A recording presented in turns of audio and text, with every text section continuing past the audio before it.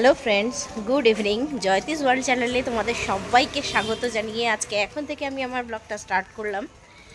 আজকে এখন দেখতে পাচ্ছ তোমরা রাস্তায় আছি, মাথায় ছাতা, কারণ আজকে সারা দিন ধরে অবিরাম বৃষ্টি পড়ে চলেছে।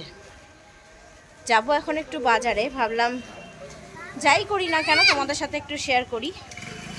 এই যে ভদ্রলোক এখন রেইনকোট পরে রেডি, কর্তামশাই এবার গেল একটু চা খেতে। ওরা আবার এই বৃষ্টি বাদলই হোক আর যাই হোক না কেন, বাড়ির থেকে বেরোলে পরেই একটু কালাদার চায়ের দোকান থেকে ওরা আবার একটু চা খাওয়া চাই। যাই হোক, গেল চা খেতে, আসুক, তারপরে দেখি একটু বাজারের দিকে যাব, দেখি কি পাওয়া যায়। আমার তো আবার ভোরবেলা হলেই রান্নার মাসি চলে আসবে। যাচ্ছি এখন বাজারের দিকে, দেখি কি পাই। এটা হচ্ছে বারুইপুর স্টেশন বাজার। এই বাজারটার নাম হলো খিরিস্তলা বাজার। মাছ খালি ইলিশ আর ইলিশ। ওই তো লোটে আছে, লোটে মাছটা আবার আমার খুব ফেভারিট, আমার খুব ভালো লাগে খেতে। 200 টাকা করে কিলো, হাফ কিলো 100। লোটাই নিলাম তাহলে।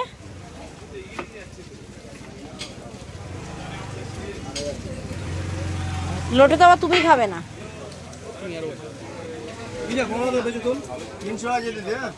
300 কেটে দিলেই হবে, আর কিছুর দরকার নেই। এই কাতলাটা নিলাম, ভালো করে আঁশ ছাড়িয়ে দেবেন, হ্যাঁ, আর পিসগুলো একটু বড় বড় রাখবেন, সবই রাউন্ড পিস। হ্যাঁ, পেটি বার করার দরকার নেই।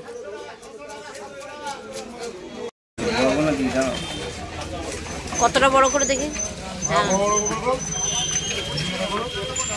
হ্যাঁ ঠিক আছে, সাইজ ঠিক আছে, একদম একদম সাইজ ঠিক আছে। কুদরি দিয়ে দাও। কুদরি কত হলো গো? ওইটুকু কত হলো? 10 টাকার। বেগুন, কুদরি আর একটু ধনে পাতা দাও। 10 টাকার মতোই দাও, কালকে দুটো লাগবে।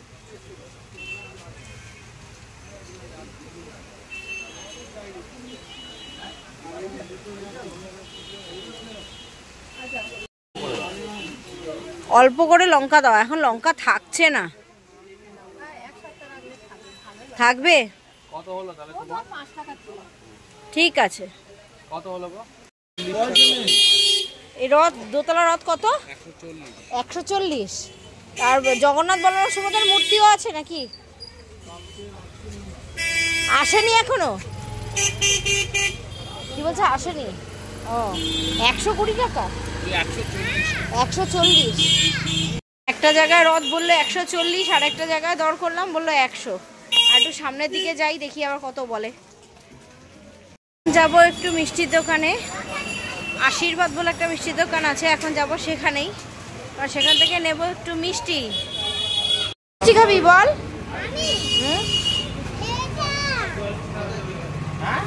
চিত্রকূট মনে হয়, চিত্রকূট বলছে। এইটা খাবে, তুমি কোনটা খাবে? একটা করে রাজভোগ, একটা করে কমলাভোগ নিয়ে নাও। এইটা তো, এটা হলো দুটো কমলাভোগ, এইটা হলো এই সন্দেশ দুটো দিয়ে দাও। এটা হলো রাজভোগ আর এটা হলো কমলাভোগ। কোনটা? না, ও নিচেরটা বলছে, চিত্রকূটটা বলছে। আরে না, এইটা উপরেরটা। উপরেরটা বলছিস? কোনটা বলছিস? এইটা তো। আরে এই 10 টাকা, এটা 10 রুপিস লেখা, এটা তো না, ওটা না, নিচেরটা বলছে ও। ওই যে নিচেরটা লাল লাল। ভালো করে দেখা, রেড কালার। এইটা তুমি কেন? ও আচ্ছা, ঠিক আছে, ওটাই নিয়ে নাও। কটা রুটি নেবে? কটা নেবে?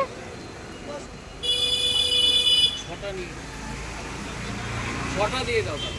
হ্যাঁ ঠিক আছে।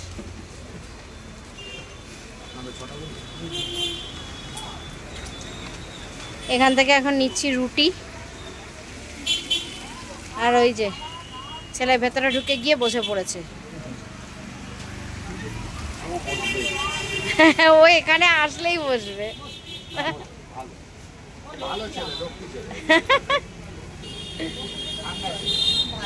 হ্যাঁ এমনি ঠান্ডা, খুবই ঠান্ডা ছেলে, শুধু বাড়িতেই না, বাড়িতে দুষ্টুমি করে।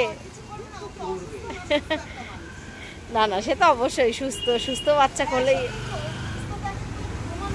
সেটাই।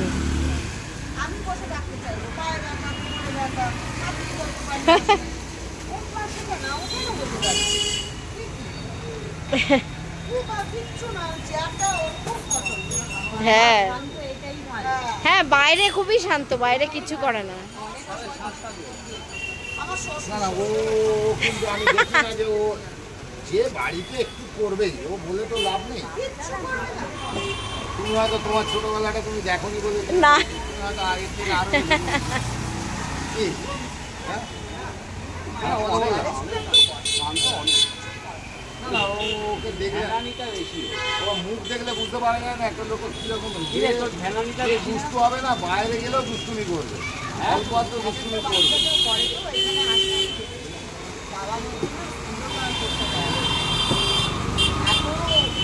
ওর মা একটা হাত দেবেও একটা যদি হাত না ও আমাকে ভয় পায়, মানে আমি একটা হাঁক দিলেই ও, এরি বাবা, তাই নাকি? এই রামকৃষ্ণ স্কুল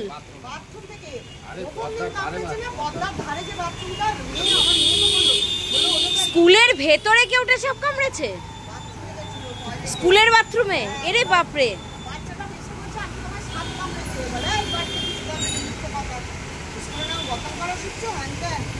না হবে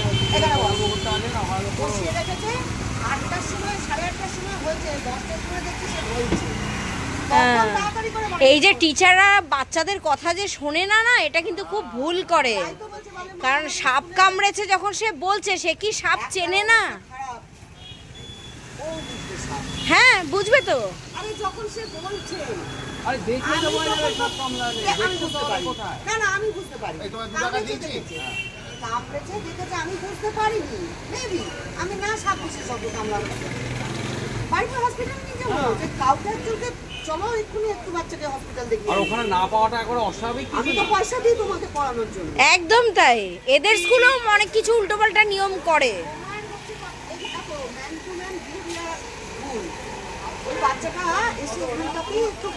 না, যেখানে বাচ্চা বলছে আমাকে সাপে কামড়েছে, না না ও বসে না। এবার ও দেখেছে এরা এন্টারটেইন করে, তাই ও একটু বসে। এই জিনিসটা কিন্তু হয়ে যায় না, সেই এই জিনিসটা হয়ে যায় না। আমি 5 মিনিট 10 মিনিট বসে দাঁড়িয়ে থাকলে আমার এমন কিছু অসুবিধা হওয়ার কথা নয়। ও কিন্তু আমি যতক্ষণ দোকান খুলে রাখবো ওর দাদু এসে বুঝলে হ্যাঁ, ওর দাদুও এখানে এসে, আমার শ্বশুরমশাই এখানে এসে বসতেন। আমার কাকার বন্ধু ছিল। হ্যাঁ হ্যাঁ, সবার থাকে না, টিচার মানে আর আমার দোকান আজকে দোকান নয়, আমার সেটাই। বয়স 74 বছর হয়ে গেছে। বাচ্চা দুটো বাচ্চার এখন নাকি খুব খারাপ হচ্ছে। এ বাবা, টিচারকে না এগুলো খেয়াল রাখা উচিত। একটা বাচ্চা যখন কিছু বলছে, বলছে আজকে আমার দেখা করছে, আমার সাপ কামড়েছে, আমি দেখেছি। তা সত্ত্বেও টিচার কেয়ার করেনি। এই কথাটা আমি ছোটই আসছি, সেই আরো হিসেবে স্প্রেড করে গেল, বাঁচানো খুব শক্ত। হ্যাঁ, কেউটে সাপ তো বিষধর সাপ। আরে বাবা, আমার মেয়ে বলছে মা ওই নিচের ওই বাথরুমটা না একদম কুকুরটা পারে, মানে ও বলছে কুকুর পদ্মাটা পারে আর কি। ও, এবার এখন বর্ষা জল উঠে গেছে, সব আমাদের এই রামকৃষ্ণ স্কুল এইটা? ও, শীতের বাচ্চা দুটোকে কামড়েছে। এ বাবা, ভিডিয়া হয় তো একই সাপ। চিন্তা করুন কি অবস্থা। টিচারকে বলেছে বাচ্চা, তা সত্ত্বেও টিচার কোনো কেয়ার করেনি। না, হয়ে গেছে আমাদের রথ। আর একটু আগিয়ে গেলাম রথটা কেনবার জন্য, কিন্তু দামের ক্ষেত্রে কিন্তু ওই 160 টাকাই। এই রথটার দাম নিল 160 টাকা। আর তার সাথে জগন্নাথ বলরাম সুভদ্রার একটা এক চালার একটা মূর্তি নিলাম, মূর্তিটার দাম নিল হচ্ছে 80 টাকা।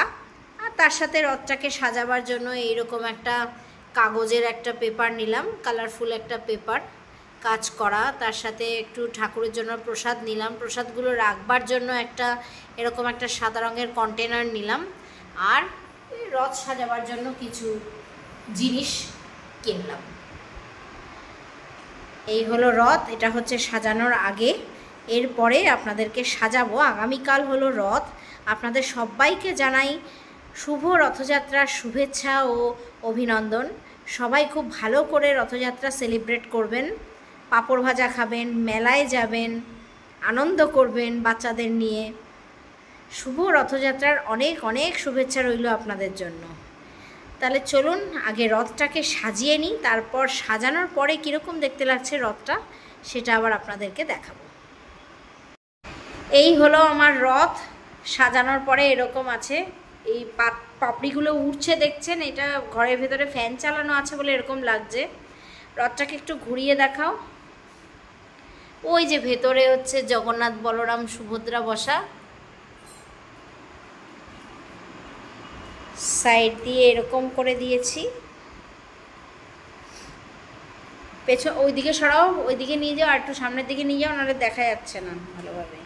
পেছন দিকটা এরকম,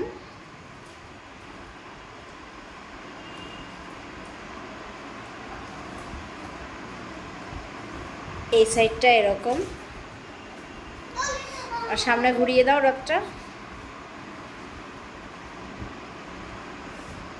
এই হলো রথ। কালকে ঠাকুরের গলায় মালা টালা দিয়ে পুজো টুজো করে তারপরে ছেলে রথ টানবে। এই পর্যন্ত যদি ভিডিওটি ভালো লেগে থাকে তাহলে প্লিজ লাইক করবেন, শেয়ার করবেন, কমেন্ট করবেন, আর অতি অবশ্যই চ্যানেলটাকে সাবস্ক্রাইব করতে কিন্তু ভুলবেন না। আজকে তাহলে এই পর্যন্তই রাখলাম। আবার আপনাদের সঙ্গে দেখা হবে আগামী কোনো একটা ভ্লগে। ভালো থাকবেন সবাই, সুস্থ থাকবেন, আনন্দে থাকবেন। শুভ রথযাত্রা।